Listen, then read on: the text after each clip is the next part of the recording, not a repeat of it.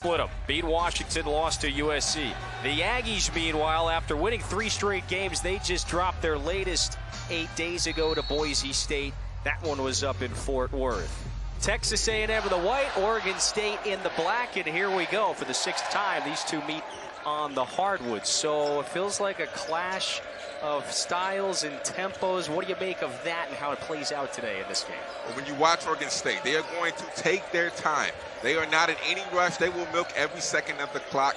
A&M, they like to push the tempo, get up in you, try to speed you up and cause havoc. Just like that right there.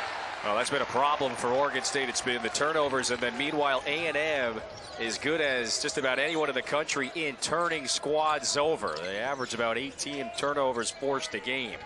And so they get off on good footing today back inside Reed Arena. This is Andre Gordon, who's come off the bench for much of this season, a starter the last couple of years with the first drive to the rack. That one swatted out of bounds. So King, he is in Buzz Williams' starting 5. He makes it his 3rd start of the year. Taylor goes for about 15 points per game. Also Tyrese Radford gives his team good scoring pop as well. Corner 3 off the inbounds. That time Dexter Dennis buries it. Dexter Dennis not really shooting great from the 3 this year. Only shooting about 25%. That's a great sign.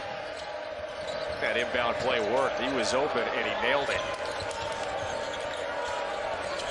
Dimitri Reevney had his man flying in the air. Back up top, and the 3 is down. That's Akano, so he matches what Dennis just did.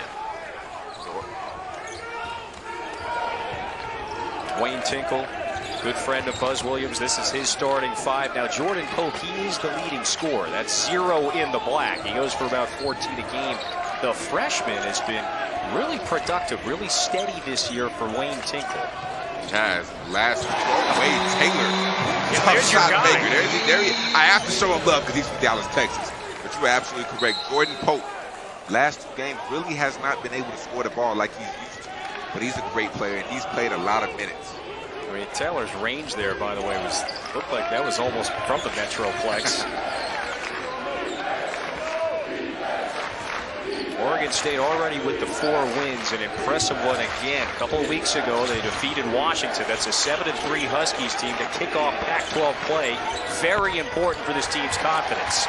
Akano's 3 is offline, a little strong. Gordon, he finds the man running in transition. That was Julius Marble with the hammer. That's just a great pass in transition. Right now, with Oregon State with the ball, the key thing to watch is the glass. They start a 6'9", a 6'9", and a 6'10" down low. Texas A&M's second tallest guy, about 6'5" or 6'6". Will Texas A&M be able to rebound and show their toughness on the glass? Radford slapped out one away from Akano. Akano bumped, lost it. Radford picks it up. Eyes up, finds Taylor. Taylor lost it. And that time Oregon State wins the physicality battle. Michael Ratai made him pay. This is what happens. You play 4 guards, you have more playmakers on the floor. Julius Marble just getting out in transition, beating the big down with a great finish. Now that's a staple of Buzz coach teams. He likes some forwards and some bigs that can handle the ball a little bit. Marble, he's trying to bring the rim down in the first half, headed to the free throw line. So the senior from Dallas, another Dallas man, is at the line momentarily. Andela whistled for his first. Well, there is Williams. So we're talking all about Dallas. He grew up about an hour north of Dallas. And he's back in his home state. This is his 4th season as the head coach at A&M. So he guides Texas A&M to 27 wins a year ago. Went to the SEC title game. Went to the NIT title game. So this team got really hot down the stretch of the season, just left out of the tournament field, the NCAA that is, and still turned in an encouraging season that led to a lot of optimism heading into this one. He's done a great job. I mean, wherever he goes, he has always been successful. He had a chance to recruit me when he was at Marquette, and one thing that really attracted to me was his coaching style, the way he was, how detail-oriented. He's a different guy, but he's very intelligent, and I love that about him. Would you like to play for him? And that's the sort of a style system? Yeah, I mean, completely different than Scott Drew, but he gets it done. Andela misses short. This is Radford on the move. Marble now wants a three. Leaves it short. Yeah, A&M playing the fastest tempo of any of Buzz's teams here in College Station. 3 in the air for Ratai. That's pure. That's a great possession right there. Get to the paint, jump stop, kick, find the open man, and hit the one more. That's a great possession right there from Oregon State. Oregon State, just about 31% as a team from deep. Already have 2 from beyond the arc. And there's a Aggie giveaway. There's Wayne Tinkle, so now 9 years in Corvallis, who's previously at Montana. Led this team to its deepest NCAA tournament run back in 2021. Its deepest in 40 years. It had been a while. This program has gone to the NCAA tournament twice under Wayne Tinkle, had that forgettable 22 season. So they're trying to turn the calendar quickly. Got some momentum building early on this season. They're young. They have a lot of potential on this team. And even their players that are a little bit older, they're jumping into new roles. So they're trying to get adjusted and acclimated. Hope that would have been the Beavers' 3rd 3 in this opening half. Instead, it's Ratai, the German under. That's the area for A&M that you have to pay attention to. You have to be able to rebound, especially with Dexter Dennis at the 4, usually a 2 or a 3. Taylor, the behind-the-back pass. This is a contested jumper for Dennis. Buries it. Area of his game where we really don't see too much. You really don't see him shoot the mid-range and get to his pull-up. He's normally a catch and shoot from the 3 or get to the cup. But that's a great shot. He's got 5 already. Averages about 7.5 a game. AC Ibekwe into the game for Oregon State. Big man number 24 in the black is posting Coleman. Instead, this is Reevney. Down and out. Bounced in and then off the window. Radford.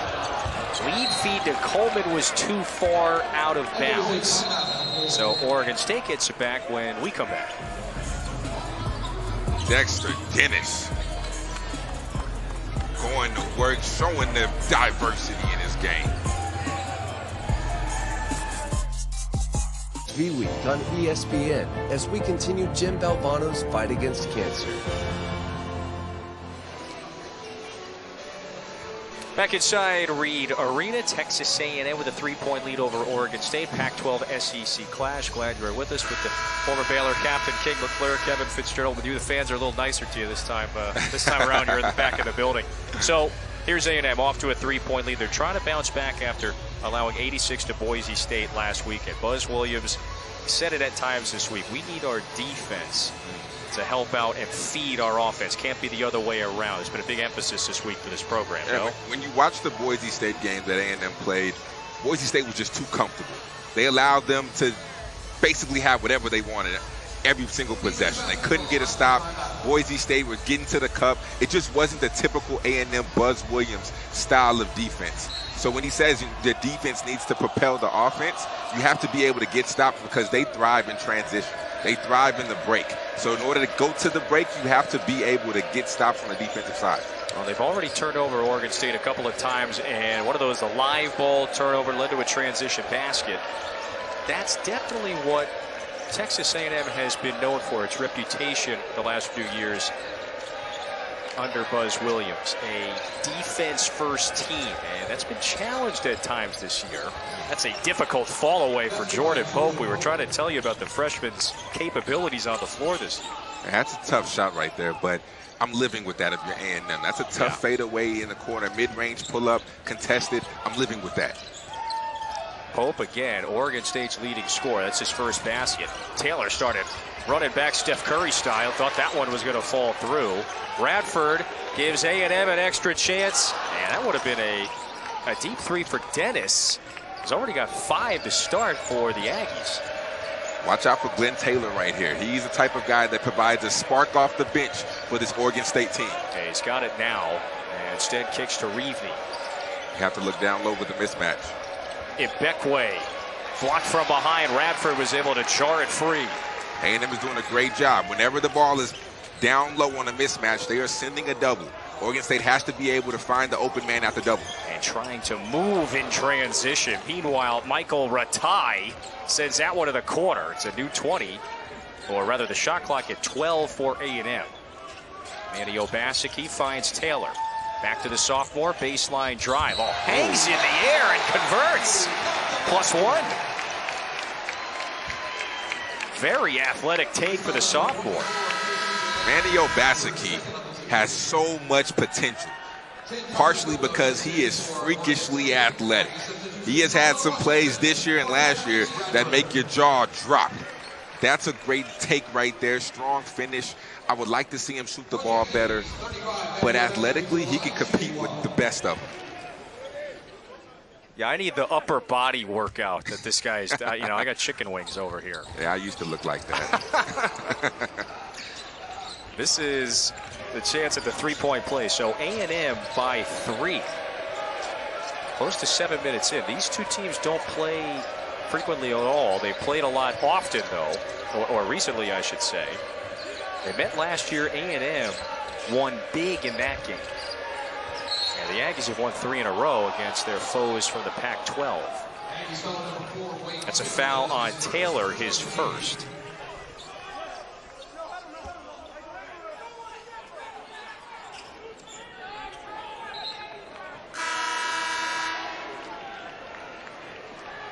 Hayden Hefner coming in for Texas A&M. So this is the first time he's been on the court since November 20th. You can see on the left hand there, you'll see it soon enough. He's been dealing with a thumb injury. Still got some tape on the left hand.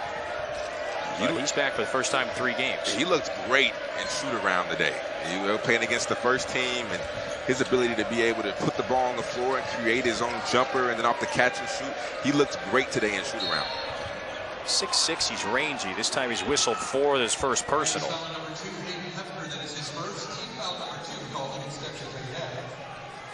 Yeah, there it is. There's the tape. He injured it in Myrtle Beach. And he was not out there for the DePaul, SMU, and Boise State games. He gives his team some good scoring pop, about 8-9 points off the bench. One thing Oregon State does well, it draws a lot of whistles, gets to the free throw line often, so something to pay attention to. Bilodeau, the freshman, was pushed out, has to kick it out. This is Pope between the legs. Step back 3. That one was online but long. And Dennis with the rebound. Could have maybe got Pope right there for a flop warning. Bounces right to Reevney. Oh. Reevney was chased down from behind. An A&M player goes tumbling. So does one of our camera folks on the baseline. That wasn't a flop. That was that was real. That was real. That man got hit right there. That's a big man to come running at you, Dexter Dennis. So excellent effort, but Reevney converts at the rim after the turnover. So everybody's up and okay. Obaseki, another athletic take right to the rim. He's got 4. And with this lineup for A&M, the key thing is who is going to be a point guard? Who is going to be able to make plays right now? Because they have a lot of guys on the court who don't typically run the one. Taylor on the bench for A&M.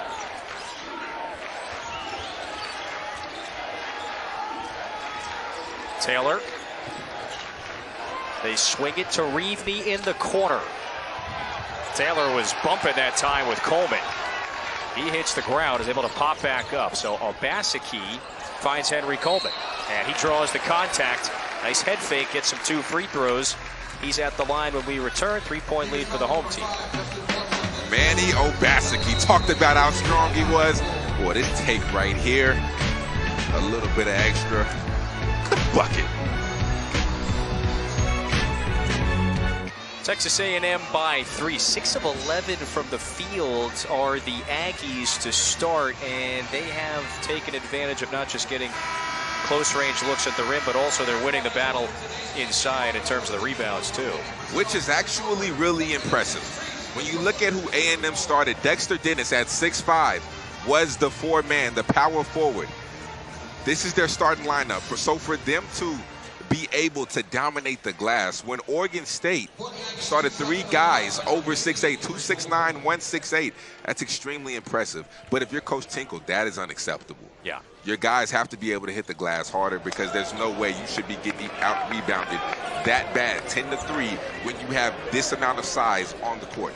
By the way, this team normally has more size too. Remember this, the 7'2" center, Shoal Mariel, he is out, missing his first game due to a left foot injury.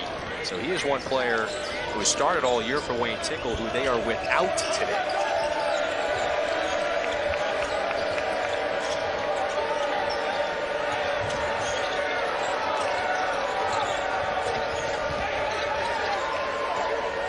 To Bilodeau. This is the freshman off the dribble, cut off by Coleman, and he took some steps as he traveled. That's where the A&M defense gets you. As soon as you drive, a man is loading up to help. So you have to be able to jump stop, take your time, and locate the open man because Tua is on the ball. Obaski finds a wide open Henry Coleman, rejected at the rim. Out of nowhere comes Justin Rochelin. Oh, the elevation to stuff Coleman. Wow. I mean, that's setting the tempo right there. Now Rochelin has it and feeds Taylor. If you're Oregon State, go inside, exploit the mismatch, and find the open man, but don't turn it over right there.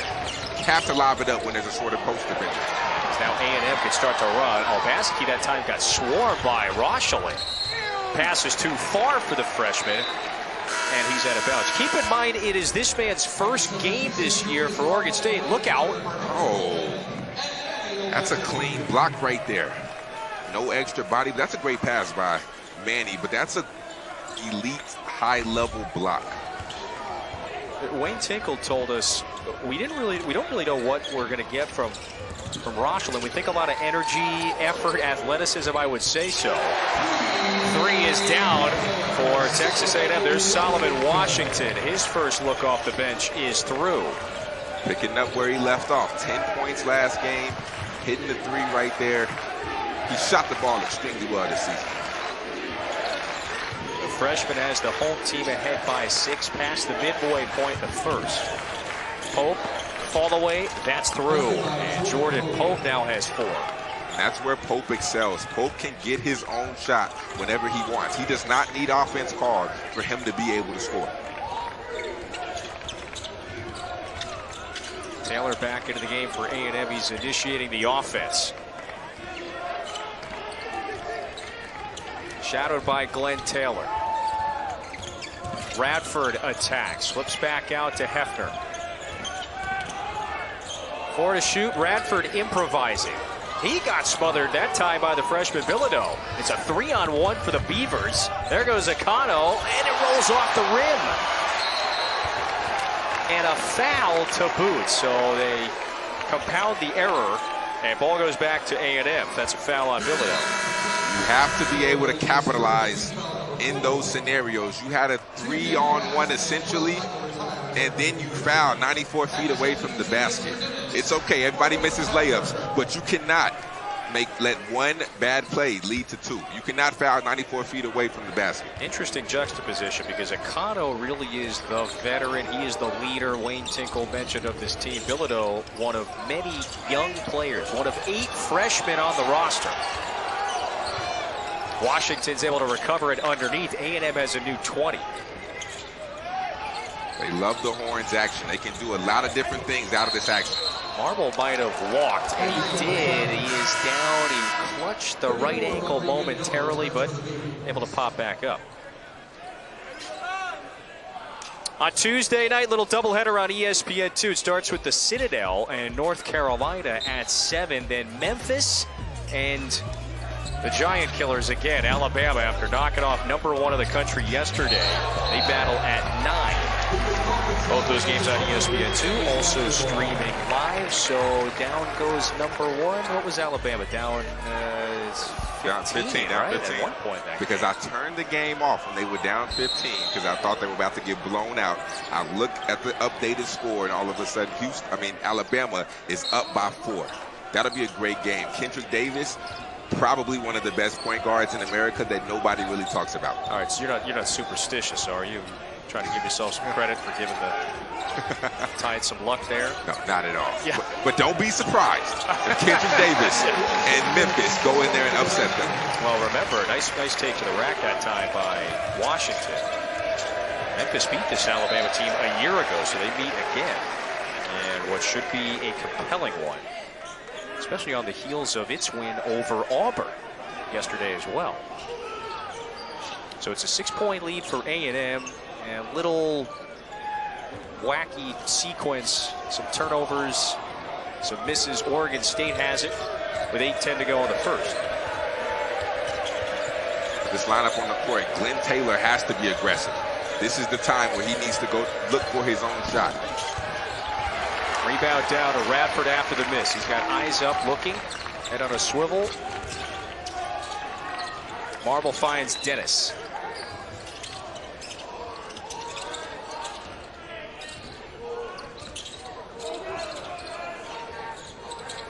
This is Washington, the freshman.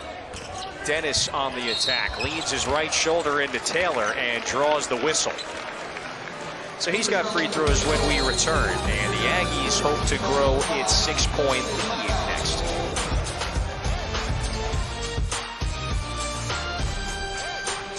Minutes, all I see. Throws that one down. Got my team, and it's all I need. Jumper is pure. I see them hating, and it's fine by me. Oh, nicely done. Hating, and it's fine by me. Fine by me.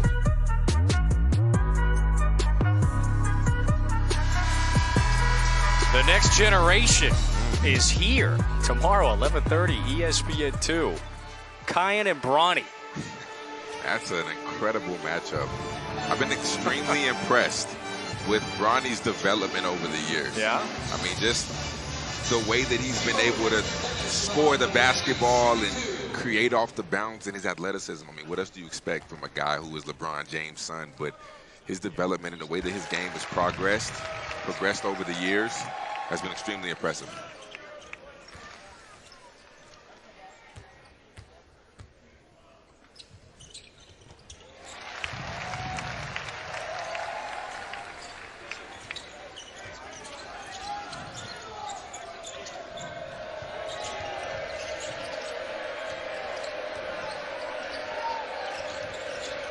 So less than 7.5 to go, first half.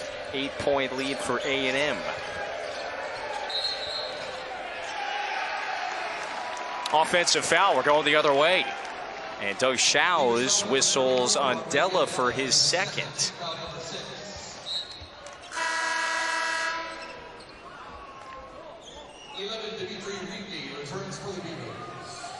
Reebney checks back in for Oregon State. I like this substitute because he provides more offense. I mean, the way he's shooting the ball, especially in the last few games, he's an elite sniper from deep. And they need this right now. And here they come after the turnover. Hit 10 threes in their latest outing against USC, did Oregon State. Ultimately fell by 1. It was a hard-fought battle at the Galen Center last weekend. Pope's floater is offline. Well, you asked the question, so it's been Taylor, Radford, of course, initiating the offense at times for A&M, capable of doing so, whether he's on the floor or not. And when you look at what Manny Obaseki did in just 5 minutes, he had a few great plays off the bounce, creating opportunities for his teammates that led to fouls. 3 to shoot. Taylor pulls up, lost it. Reevney now starting to push. So can Oregon State capitalize after a couple of A&M turnovers? Reevney, jump stop, back out to Taylor. Sets the feet, 3 in the air, down and out. Good effort that time by Ratai. That's how he has earned a lot of his minutes, the freshman from Germany. But he just couldn't secure the handle before falling out of bounds. It's not a very prolific Oregon State offense, only about 67 points a game over its first 9. However, a lot to do with the fact that you pointed out earlier, they shrink the possessions. They'll use up a lot of the shot clock. Yeah, they're at their best when their guards are able to make plays and really score. Their guards have to score the majority of their points.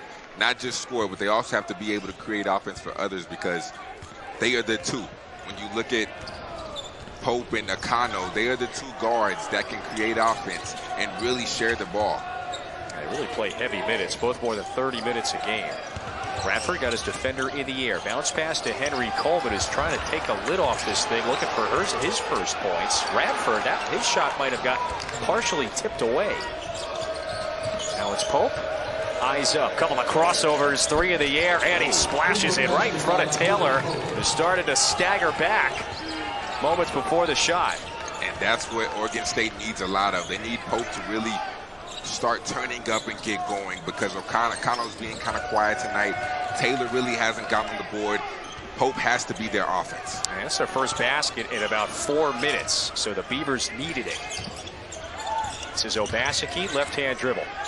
Drive and kick, now with 5 to shoot. Taylor starts to attack, and shot clock draining. Hefner did not get it off in time, so shot clock violation. That's a great possession right there, and that's all due to Oregon State's length. Good defensive possession. Buzz Williams' team shooting 44% from the field. Got off to a roaring start. It's cooled a little bit.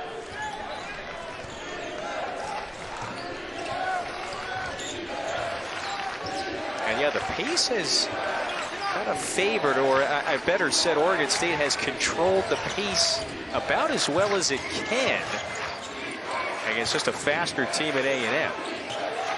They're doing a great job of controlling the pace, but what they're not doing a great job of is taking care of the basketball. We said that was going to be a key emphasis, and they have not done a great job in the first half of that. Taylor picks up his second personal, and he fouls Pope on the three-point attempt.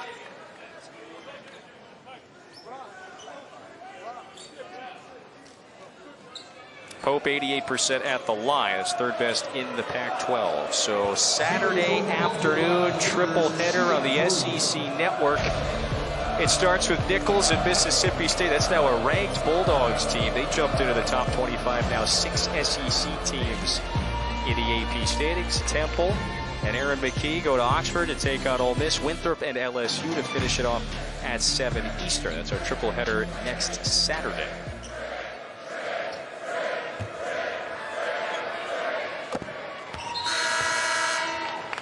Important ones for Oregon State and Pope. So Pope just hit the 3, and now he's got a chance to get 3 at the line to shrink this back to a 2-point deficit. It was an 8-point cushion a few moments ago for A&M.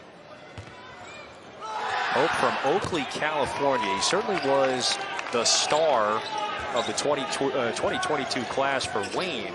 It was a class of 8. He's got 8 freshmen, 4 transfers. I'm doing the math. They got 12 new faces on the roster. That's a hard job for a coach to be able to really try to instill your culture in 12 new guys. Reedney's been aggressive. Pokes this one away from Radford. Watch it behind him, and Radford overruns him. It's a tie game. Led by Pope, and this is a great sign for Oregon State, because when you look at the last 2 games that Oregon State has played, Pope has not been able to score the ball the way he normally does. You can feel that one coming. Timeout, Texas A&M. An 8-0 Oregon State run, and the Beavers have knotted it up. 22 up, 4:03 to go. Up on the halftime report, Tennessee about to wrap up their 8th straight victory. Right now a 3-point lead on Maryland with under 10 seconds to go. New number 1 coming out potentially tomorrow. These guys do have a consensus number 1 pick.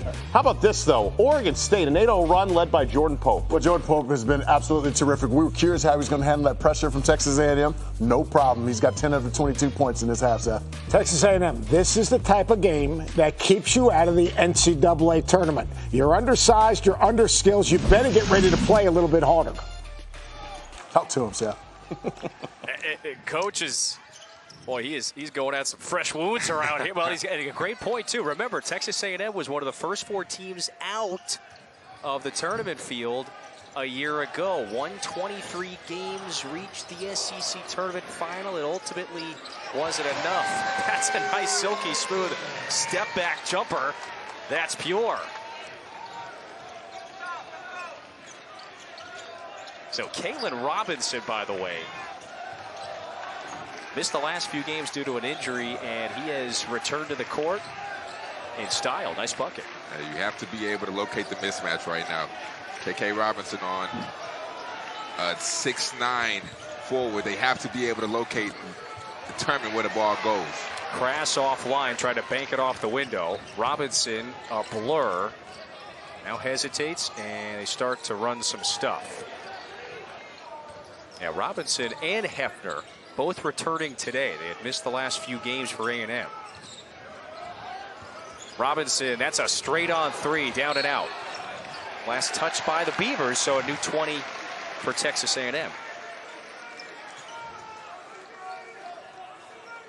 That is a big win, though, for Tennessee. How about, by the way, you swing it over to the Pac-12, Arizona with just too much firepower yesterday for Indiana. Indiana with Trace Jackson Davis, one of the premier bigs in America. But Arizona has some guys. Azuolas Tubelis, look out for Tubelis is good. The skilled big man. There's Coleman, burrows in, and he draws the foul, so he's at the free throw line.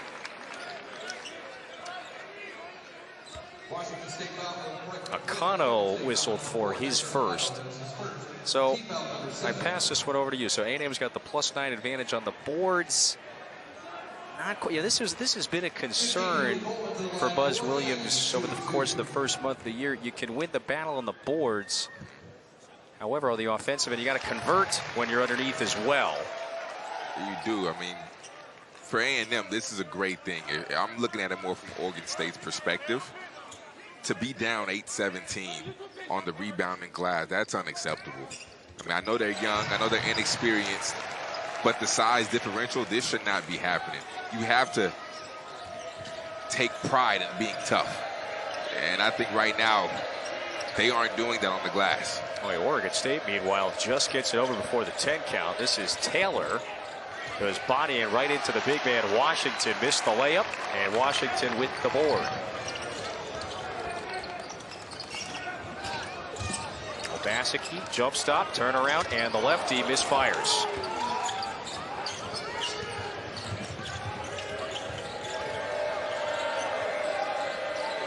Reevney for three, no hesitation, and the Belarusian nails it. Reevney shooting 46%, 63% in the last three. He is on fire. He's top 3 in the league in three-point percentage. Really effective from deep. And he comes down with the rebound. He was at San Francisco. Transfers in. He's one of a handful that joined Wayne Tinkle's crew this year.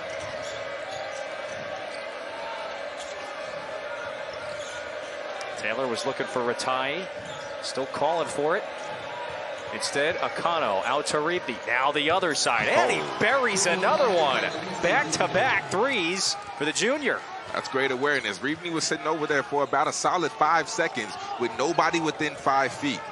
Great pass from Akano to get Reevney another shot. So Reevney has 10 into double digits for the 4th time this year. That leads everybody. And it's Oregon State by 2 on the road, coming up on the 1-minute mark in the first half.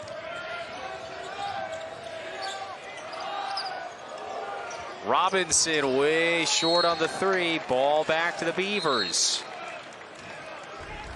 This is a great possession. The two guys, Okano and Pope, they create offense for the rest of the squad, and this is a perfect example of how they do it. Penetrate the gap, find the open man. And now the Beavers are ahead, up by 2. 30-second timeout late in the first in College Station. Youthful yet determined, energetic Beavers team this year. A lot of younger players, a lot of first-year transfers. They've got the 2-point lead. By the way, King, it was a long way to get here. You make the 90-minute drive from Corvallis to Portland. You fly to Houston, 90 more minutes to get to College Station. They got in Friday. They're trying to leave town with a W, get back to 500. Luckily, they got the charter straight back. That'll help. Yeah. That'll definitely help. Long way to get here, but the Beavers, a rested team. They haven't played in a week. They have the lead. And a little sloppy with the ball. That one was last touched by Coleman. Oregon State basketball. I think Reevney should have let that one fly. I mean, you just hit 2 in a row. You have to let that one fly. Kind of bobbled it. Wasn't really sure. But he still should have let that fly. That's a heat check right there. 5 triples for the Beavers. Again, they hit 10 against USC last week. And they nearly toppled the Trojans. 4 seconds to shoot, remember. This is Ratai. That's a confident, aggressive drive. 4-point cushion. This is what Buzz Williams talked about. Letting the offense be able to get to wherever they want. Not letting their defense propel their offense. Too many easy possessions, too many easy shots that they're giving up on the defensive side. It's an 8-0 run for Oregon State, a team that was once down 8 earlier in this first. 9 seconds to go. Coleman, good position. That time got pushed out slightly by Reevney. Now there's 4 seconds. Up ahead to Ratai. He's got a dribble. Contested three-pointer. That one's offline. But Oregon State, a confident bunch, heading to that locker room ahead by 4. Wayne Tinkle's team shoots 44 from the field. All right, let's go to the studio, now to Bristol for... Every possession that you have is more valuable. So you can't turn the ball over. You have to be able to capitalize when you have those possessions. We saw this team earlier in shoot-around. It looked like a pretty confident, pretty relaxed team on the road. It's only left the state of Portland, the state of Oregon twice over the course of the first 2 months of the season, 2 times this week. And on the road, they've got the lead, but it has shrunk after Tyrese Radford's triple to start the second half. Tyrese, a guy who does so much for this team, had a really quiet first half. I look for him to really get going and take that next step. That's his first basket. Redshirt senior from Baton Rouge. Reevney hit 2 triples in the first half. This one offline. And it's Marble down with a strong board. A&M looking to push. Taylor on the attack, a driving kick to Radford. He got stripped. That one bounces to Marble. A&M shot below 40% from the field in that first half. Wasn't terribly efficient. Radford again. Bucket. Back-to-back threes. Only shooting 25% on the year. But he went 4-5 against DePaul in a game where he had 31 points. He is very capable. And he hit 4 triples in that game. So Radford, who goes for about 12 a night, has his first 2 buckets. Oregon State counters to tie it up. Radford on the attack has free throws. And that's just bad transition defense right there from Oregon State. They have a lot of mental lapses. In the last game against USC, one thing that really stood out was the mental lapses that they would have on defense. It would happen too frequently. They'd give up an easy pocket pass with no tag on the backside in a pick and roll situation, and that's another one right there. Radford is 3rd in the league, 83% at the stripe.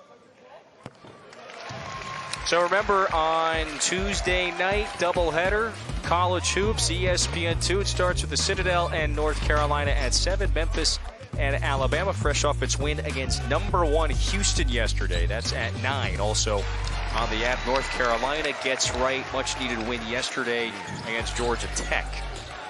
That's a team that has been struggling.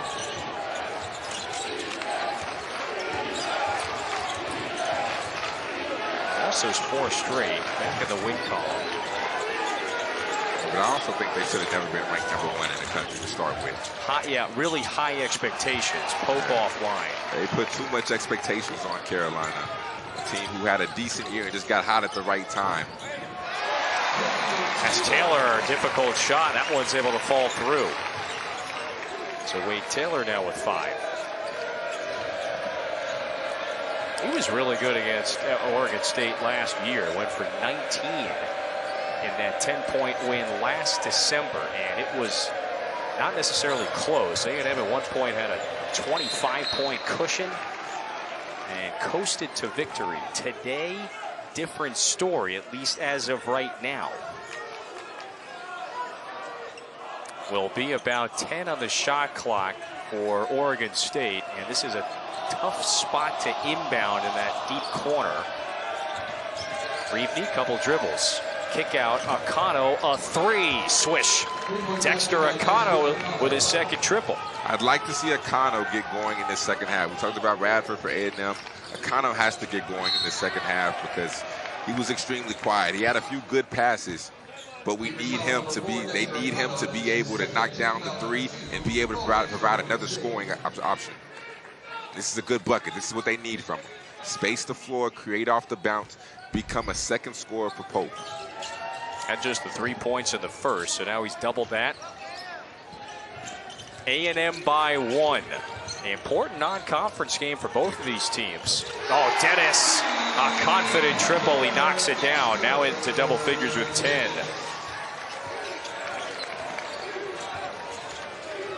Maybe more importance placed on the shoulders of A&M. Akano's bank shot offline. The Aggies have lost 3 times in this non-conference, and the 3 games that were really one-sided. Gave up 86 points, 88, and 103 to Boise State, Murray State, and Colorado. Some optimism surrounding the Aggies heading into this season. Dennis now 2 in a row. A&M has not missed in this second half. 5 of 5 from the floor. And that's been one of the knocks on this A&M team is their ability to shoot the three has not been to the same level of what they think they really are.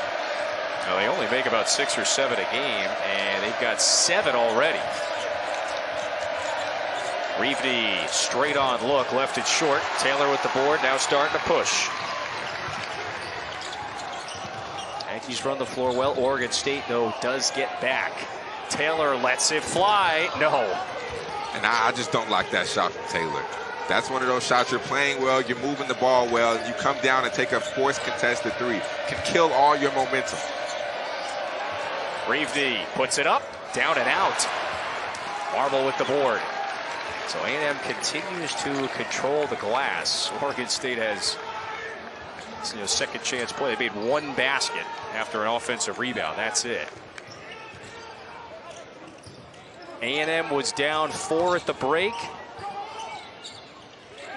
Up 7. Marble got it, and the foul. It's an 18-5 A&M run to start the second half, and maybe more when we come back. Play through the contact. Marble playing through contact. 2 big fellas down low. They're on a roll.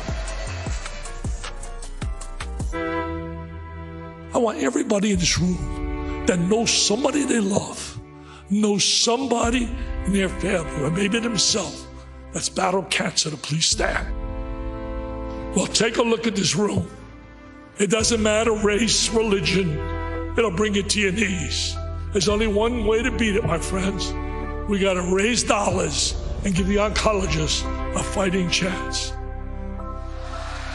V Week at ESPN, where we partner with the V Foundation to highlight a very urgent need for cancer research, and it is game-changing research that helps save lives. So if you can join the fight, please donate. Visit v.org/donate, and 100% of your donation, it does go directly to cancer research.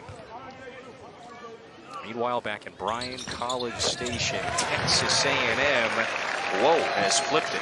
A 10-point lead after Marble's free throw.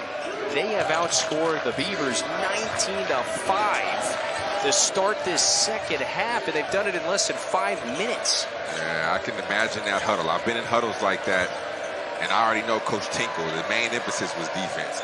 Giving up 18 points in the first 4 minutes of the game in the first media, absolutely unacceptable. They must pay better attention. A&M was 6 out of 7 from the field. They hit 4 threes, King, in those first 4.5 minutes. What Jordan Pope has displayed, he can score inside and out. The 4-star freshman from Oakley, California, has 13. Pope is just so skilled. And when you look at that floater, it's almost Kyrie Irving-esque. His ability to just float it up there, off balance, leaning, nothing but net. That's such a skilled play. Top 10 in the league in his freshman year in scoring. 9+ games into the year. There's a giveaway, and so Oregon State now can capitalize. They've got some numbers. Corner 3. Pope is wide open. No. Andre Gordon skies for the rebound. This is where A&M sometimes falls into the habit of taking bad shots, not playing for one another, not swinging the ball, turning it over, playing a little too fast. Can they keep up what they've started in this first half, in the second half? You saw that one coming. Yeah. Now, luckily, it catches a break. A&M is going to inbound because it was touched by an Oregon State Beaver, so someone who was contesting tipped it. They've been playing the right way so far. They must continue. Continue sharing the basketball, getting your teammates shots. Is that a byproduct of starting 4-4 from 3 to start the second half? Yeah, it definitely is. The easier the shot is, the better percentage that you have of making it.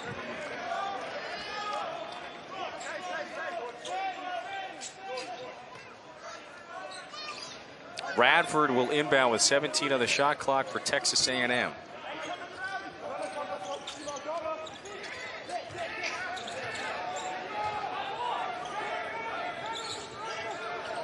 Little zone look from the Beavers. Taylor puts up a deep 3. That was a contested one. There's a foul on the floor. And that goes against Akano. Stays here. Texas A&M to inbound. That's the third. The redshirt junior Akano. Oregon State has not done a great job of rebounding. So when you switch your defense to a zone, you have to really make that be your prime emphasis.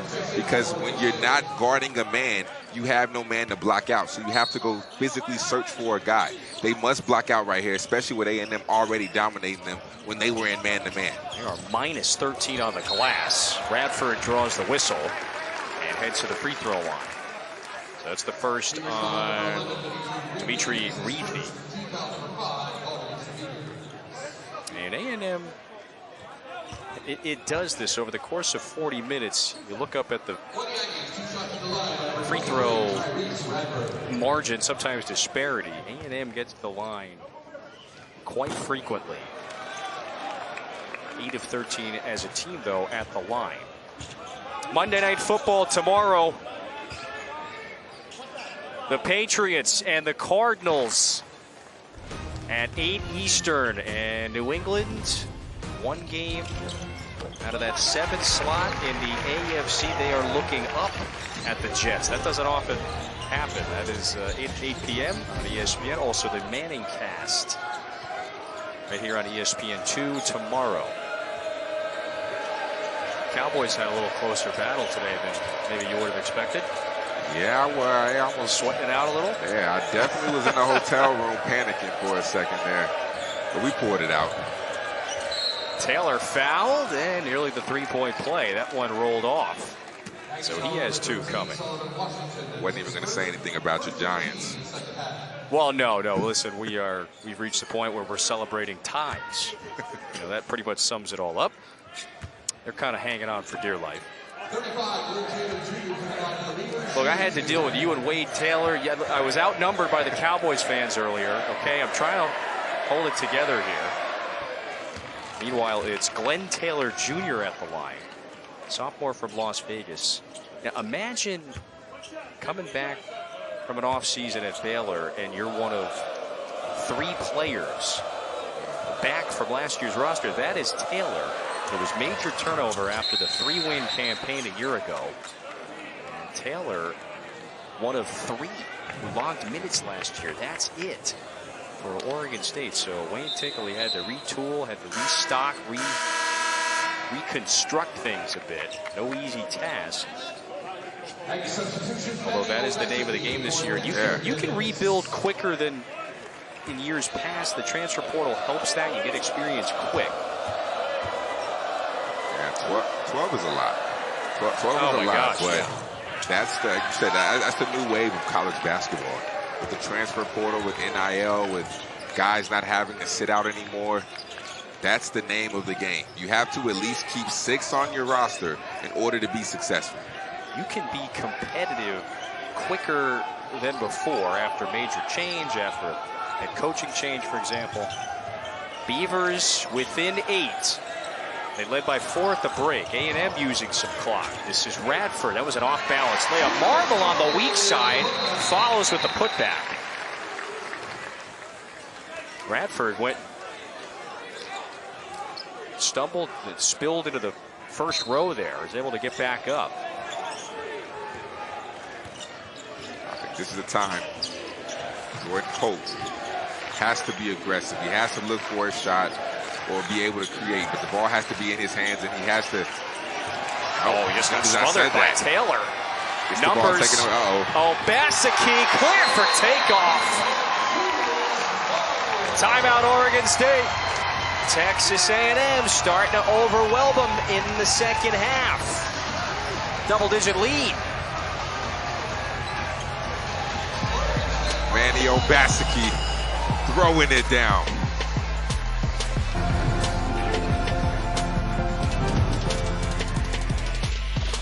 Texas A&M outscoring Oregon State by 16 in this second half. The latest bucket. Check this out from Manny Basicki. Gets up there. Kevin, I don't know who got up higher, Manny or my man over there in the gray pants. Bang! Look how high he got up. That's impressive. That is impressive. That's a vertical in right the there. pants, that is impressive. That's excellent stuff. We got the slow-mo. We got the slowdown here.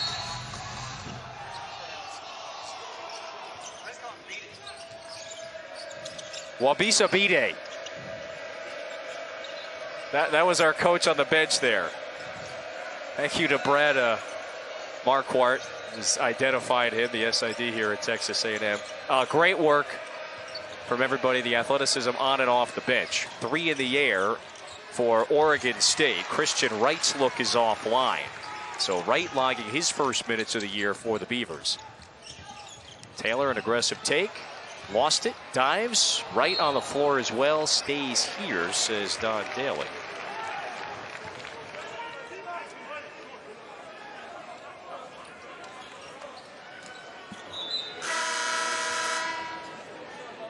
Justin Russell checks in for Oregon State.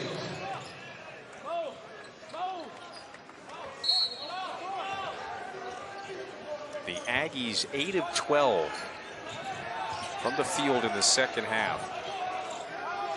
They ended the first on a sluggish note. They were outscored 16-4. Ever Coach Buzz Williams said at halftime, the message was well received. Bradford a contested jumper as the shot clock drained. Reevney with the board. Tapped out by Washington. Stays with the Beavers. Takes us to another quick timeout. 11:45 to go in the second half. Texas A&M by 12. Surging here in the second. Texas A&M trying to get to 6-3 on the year and bounce back from its loss a week ago against Boise State. Its lead has grown to 12, largest of the afternoon, approaching the midway point of the second half. So, hey, Oregon State's got a couple of scores in double figures. That's Reevney and that's Pope. However, where has the scoring punch come from elsewhere? The question is, or the answer I should say is, we really haven't seen it. Dennis with 13 for Texas A&M. And you look at the 2 at the bottom, King, because Oregon State is getting overwhelmed here in the second half. Yeah, they rely so heavily on Pope and Nakano that when one of the 2 are not going, they struggle to score the ball. Turnover. Ball back to the Aggies. That seems to be a question, at least in the early goings. A concern maybe for the Beavers is, where else is that offensive firepower going to come from? Because those 2 guards, they played 35 and 33 minutes a game. It's a lot in the early goings of the season. Taylor is a guy who can provide some bit of scoring, but he needs to be more aggressive. He hasn't been that aggressive tonight. He's just got the 1 point. That's it. Basicki follows his mid. Count it. And 1 more for the sophomore from Allen, Texas. The lead swells.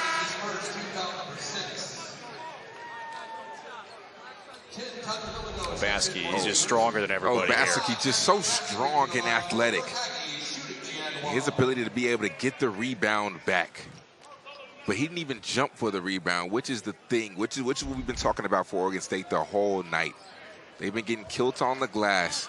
They have to be able to come away with those boards. But Basicki, just such a strong player and so athletic. and has so much potential. One of a handful of Dallas natives on the roster. That's your neck of the woods. We got a lot of Dallas guys here. I got some of the best hoopers from Dallas. You ready? Uh-oh. AC Law, Chris Bosh. Well, Yes. I didn't realize he was a Dallas guy. Who, Chris Bosh? Yeah. Oh, yeah. I had forgotten that pass. Lincoln. Yep. Nice block. That's a foul, though. LaMarcus Aldridge. Yes. Tyrese Maxey. That's a recent one. Yes. Go way back. Larry Johnson. All those years of my Knicks, man. Don't forget Grandmama. The second on Hefner. And then King McClure. Obviously. Listen, I wouldn't throw my name in that category. I was a good player, but I wouldn't throw my name into that's a different type of category right there.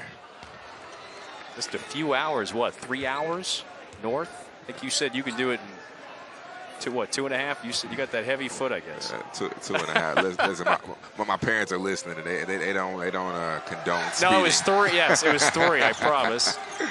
Taylor back at the line. He's got a pair, and yeah, Taylor. He only has 3. He goes for about 12 a game and just 3 this evening. So that's a little bit of the missing output for the Beavers. I like this look right here from Coach Tinkle, a 1-3-1. Haven't shown it too much, but I really like this look. Normally it's just a matchup 2-3, but I like this 1-3-1. Washington trying to break through. Open man in the corner. 3 is pure. Radford got it.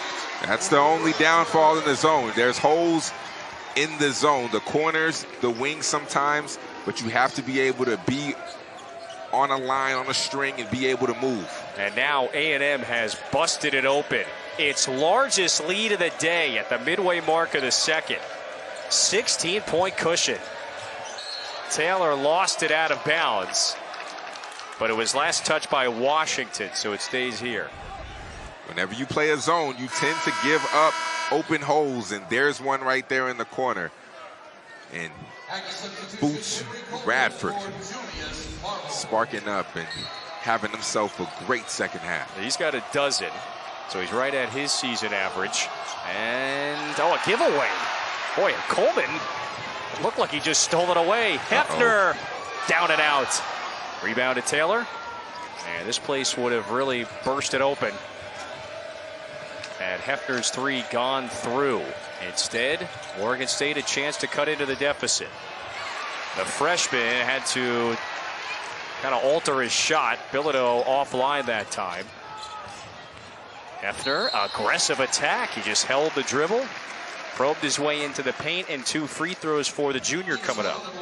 Oregon State is getting into the danger zone right now. They have to bring Pope and Nakano back in this ball game. And, well, there they are. And Wayne Tinkle has just sent them to the scorers table to check in.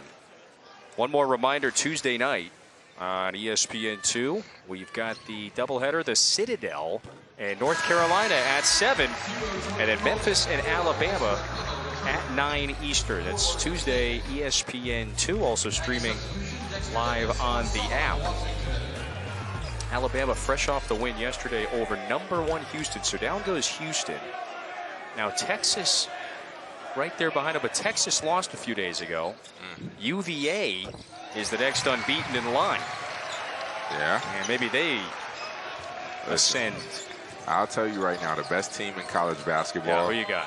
is UConn. Oh, yeah. UConn has everything you need to be successful in March. They have they have guards who can get their own shot. They have long, athletic wings who can defend. UConn is the best team in college basketball right now. They certainly passed the eye test. I would agree that they are. They're just a really well-rounded team. So you start to look into some of the numbers. UConn's the only team in the country. If you look at the Ken Palm statistics, only team in the nation that's top 10 in offensive and defensive efficiency. You get it done on both ends. A&M forces a turnover. Dennis back to Obaseki. Run the floor with them. Timeout Oregon State.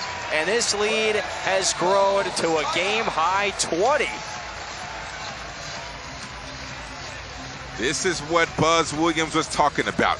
Let your defense propel your offense, and it leads to easy buckets like this.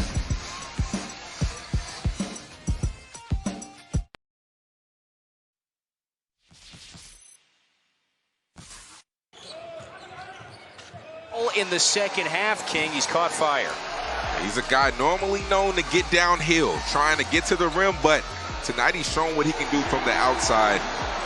Great looking shot. Just the numbers hasn't been there this year, but he's on fire tonight, and he's definitely provided a spark in the second half for the Aggies. Texas A&M, let's just underscore it again, outscoring Oregon State 34-10 in the second half. They were down heading into the break. Well, it's been the defensive side. That's what I mean. They made shots, but defensively they have been much better, and they have paid attention to the little things. They've been able to help. They've been able to be in their gaps. Christian Wright and the Beavers needed that, because they were, to your point previously, 3 of 13 from the floor to start the second half. That is ugly, and it's just gone right on both ends, because A&M shooting at a high clip over here. Hefner puts it up. That's short, bounces off. It's a great find, though, from Wade Taylor. I think that's the area where he's gotten much better, and he's improved so much. Akano a bit strong. Dennis swipes it away from Pope. Yeah, there have been some cleaner looks for the Aggies in the second half. And I think early on in the season, that was one of the main reasons why they were having their struggles. A lot of the looks that they were getting were not clean. They were forced one-on-one shots. They're also getting to the free throw line now in the second half. Akano just got whistled for his 4th. So, boy, if Oregon State loses him at any point soon, that's no good for a team that is, and they're a little thin at the guard position. The good news, though, today for Wayne Tinkle was he did get back Christian Wright and Justin Rochelin, 2 injured guards. Injuries had kept them out for the first 9 games of the year. However, even their presence has not been able to lift this team, and can't put too much on their shoulders coming back from injuries. I think Christian Wright can be another guard who can create some offense for this team. And if Akano isn't playing well, Oregon State is going to struggle. If Pope isn't playing well, Oregon State is going to struggle. They need a third option, and with Akano in foul trouble, he really hasn't gotten going at all. He hasn't been able to be the Akano that he was in the past 2 games. So that's part of the reason why they're down by 19 or 20 points now. Because if both of their guards aren't going, they struggle. Going to be a little bit of an uphill battle for Oregon State, as it was at times last year. It's a pretty confident, spunky bunch, but they're youthful. 8 freshmen on the roster and a lot of first-year transfers. So there is a lot to gel together this year in the Pac-12 that looks to be as rugged and difficult as it has been in recent years. Texas A&M by 20. 7:38 to go in the game. Here's a guy who I think could really help this A&M team. Manny Obaseki. The way he drives, his body control. Such a great athlete and can be a dynamic scorer. If he can shoot the ball a little bit better, he could really, really help this team. But I think that he has some potential, and Buzz Williams really likes him. And defensively, he also shows promise as well. He's a great spark. I mean, off the bench, he can start as well. He proved that last year. Started 17 times in Texas A&M's NIT championship game appearance season.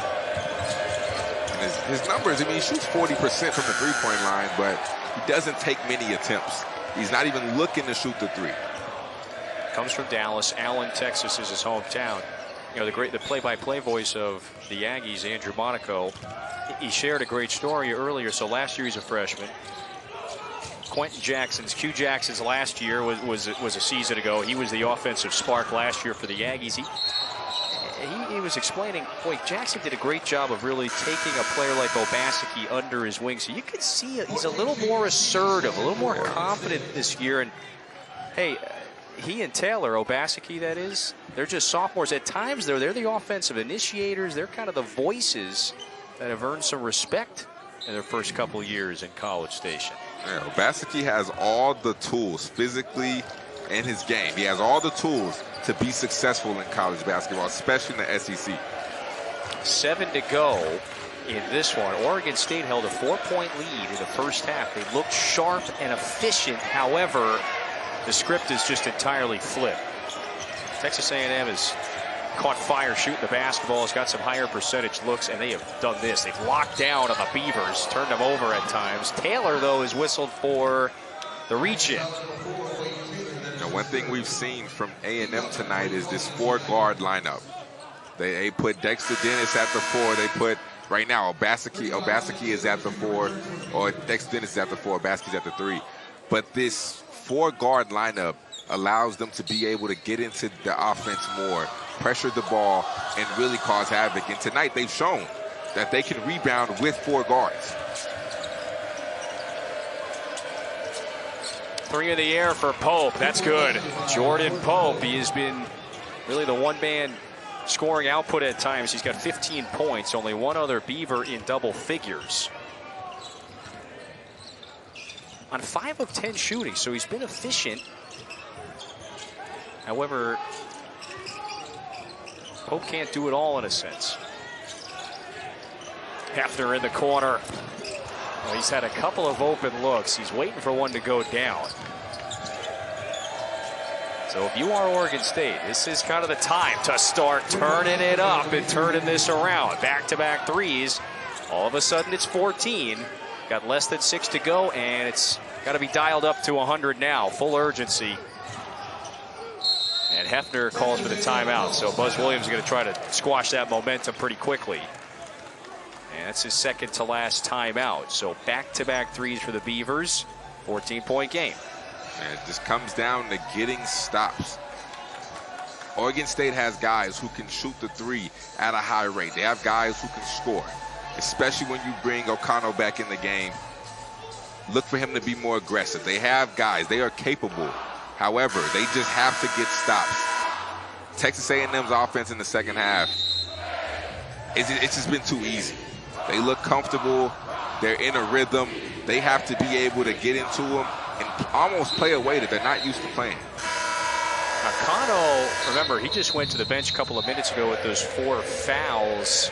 So he's going to stay there.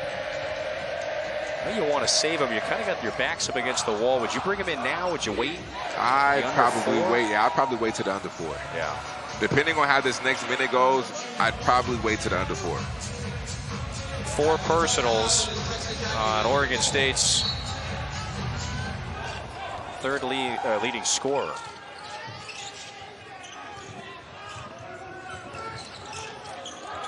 Taylor and the Aggies start to run some stuff. Taylor finds Marble underneath, one dribble, and he scores it. That's the area Wade Taylor has gotten so much better at.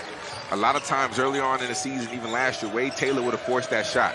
This year, got to his spot, saw Marble down low, good pass from Wade Taylor, really starting to transform into a true point guard. Now 6 assists. Top 10 in the league in both assists per game and assist to turnover rate. It's been pretty clean. Good find. 9 to shoot, 3 in the air. That one's good. Jaden Stevens, his first bucket of the afternoon, is a timely 3. Near turnover, Wright was able to slap it away, but he's whistled for the personal. So Wayne Tinkle is in Brian Dorsey's ear saying, are we sure? That's his third. This is a great find. I mean, who else? Jordan Pope. Being able to locate the open man, create easy offense. But they need more people to be able to create offense. That latest foul, the 9th team foul on Oregon State. So that sends Wade Taylor to the line for a 1-and-1.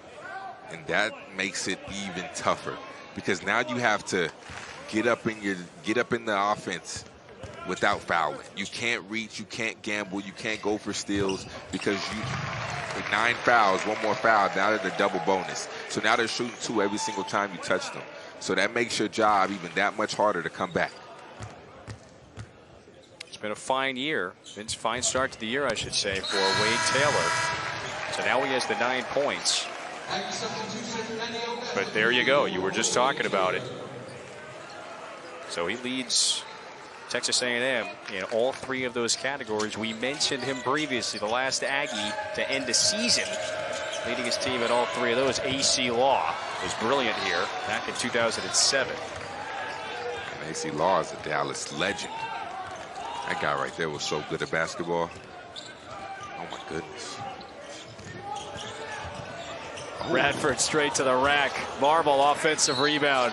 Blocked but fouled from behind. And Reebney sends the Michigan State transfer to the line. I didn't cover all the Dallas Hoopers. Who did I miss? Julius Randle. I was naming some of the best. Kenyon Martin. And Kenyon Martin. Kenyon Martin might be top 3. There's a lot. Yeah, we have some hoopers at Dallas. That's the bottom line here. And if you really want to throw in Texas as a whole state, Houston has a lot too. Oh yeah. Honestly, Texas might be the best basketball state in the country. Now you're spoken like the Texas man, right? Now it's coming out. Yeah, I'm sure California would probably disagree. New York. They have some guys too, but I'd probably say Cali before. Yeah, they have some talent. Marble splits a pair.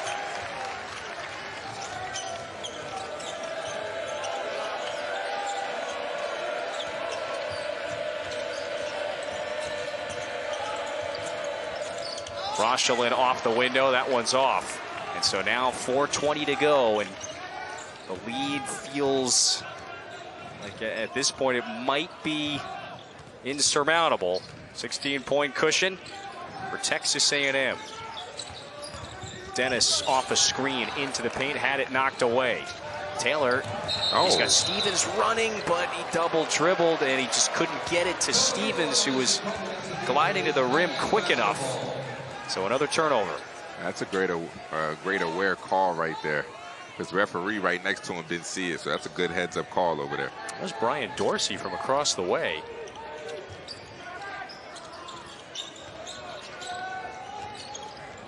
Only 12 turnovers for Oregon State, but it has not shot well in the second half. Just 33% from the floor, and has only gotten to the line 7 times today. So look, A&M is plus 11 makes at the free throw line. There's a little bit of the advantage. It hit some timely threes and won the rebound battle. Dennis for 3. Speaking of such, 16 for Dexter Dennis, and he has 4 of those triples. Texas A&M has hit 9 as a team. And this is a timely bounce back for the Aggies. Allowed 86 to Boise State last Saturday. And they're trying to build some momentum as we push into the latter portion of this non-conference slate. Marble turnaround hook shot is off. Less than 3 to go. A&M looking to get to the finish line. Its lead has grown back to 19. It's been up huge in this second half.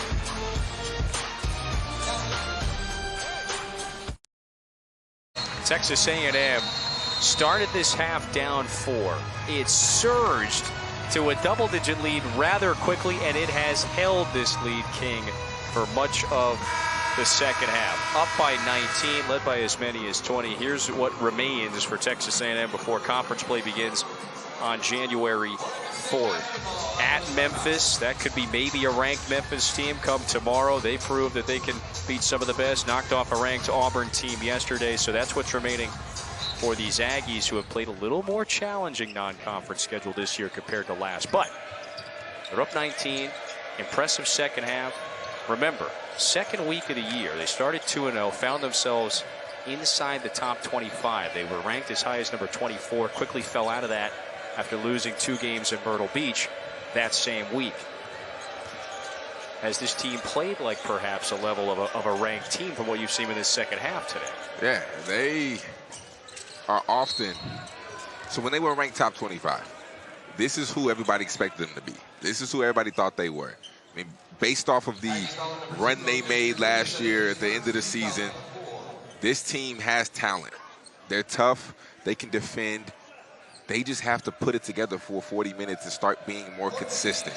This is the A&M that they need to be every single game. I mean, the toughness that they showed to play 4 guards and be able to out-rebound a team who they don't have the same size as. There's a major gap when it comes to size and the heights. So I think that this A&M team has the potential to be a top 25 team. They just have to do this night in, night out, and be consistent. Consistency is the key word there for sure, because their first half was nothing like what we've seen in this second half. They really flipped the script, and quickly in the first few minutes of this second half. I mean, it also helps when you shoot the ball better. When you're shooting the ball from 3 at a high rate like they have been in the second half, that also helps. But I think defensively is where I need to see the consistency, where Buzz Williams would like to see the consistency. They have to bring this same level, the same attention to detail that they brought on the defensive side every single game. So they've held Oregon State to 52 points to this point. Likely, you'd think we'll hold them under 60. It's a traveling violation. That's on the heels of allowing 86 to Boise State. Okay, let's go back to Myrtle Beach. You saw them there. Held Loyola Chicago to 51 in a win. The prior game allowed 103 to Colorado. So you're right. If they can iron that out,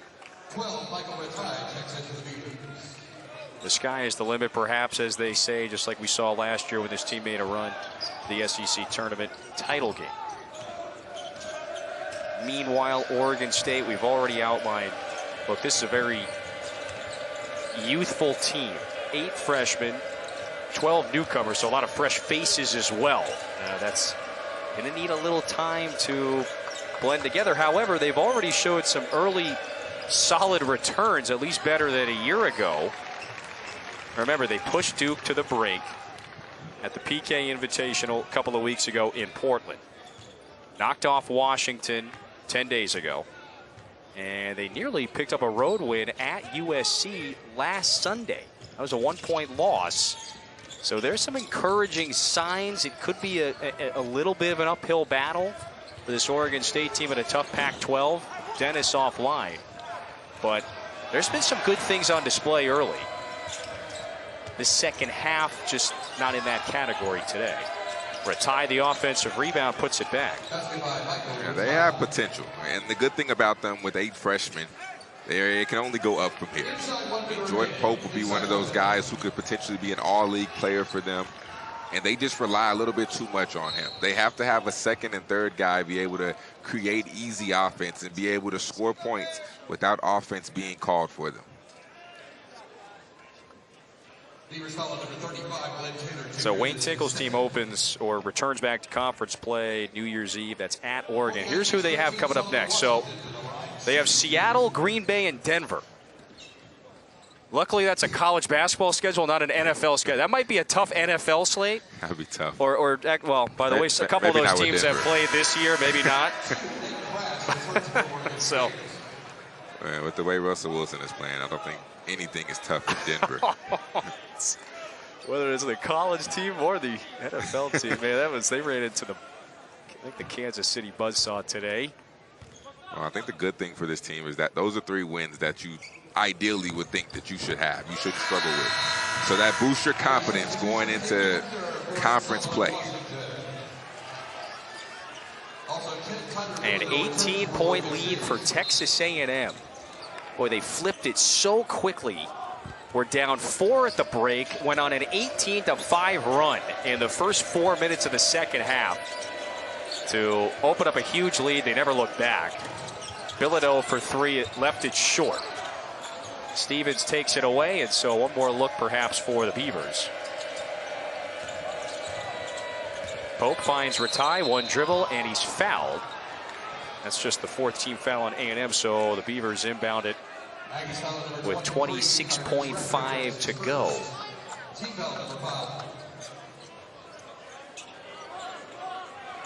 That's impressive.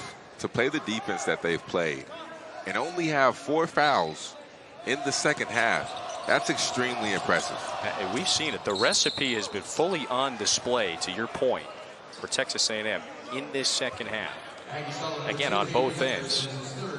They've held the Beavers to 30% shooting in this second half, while shooting 50% from the floor themselves. They're 14 out of 16 at the line. They hit 6 threes, so a winning formula in this second half.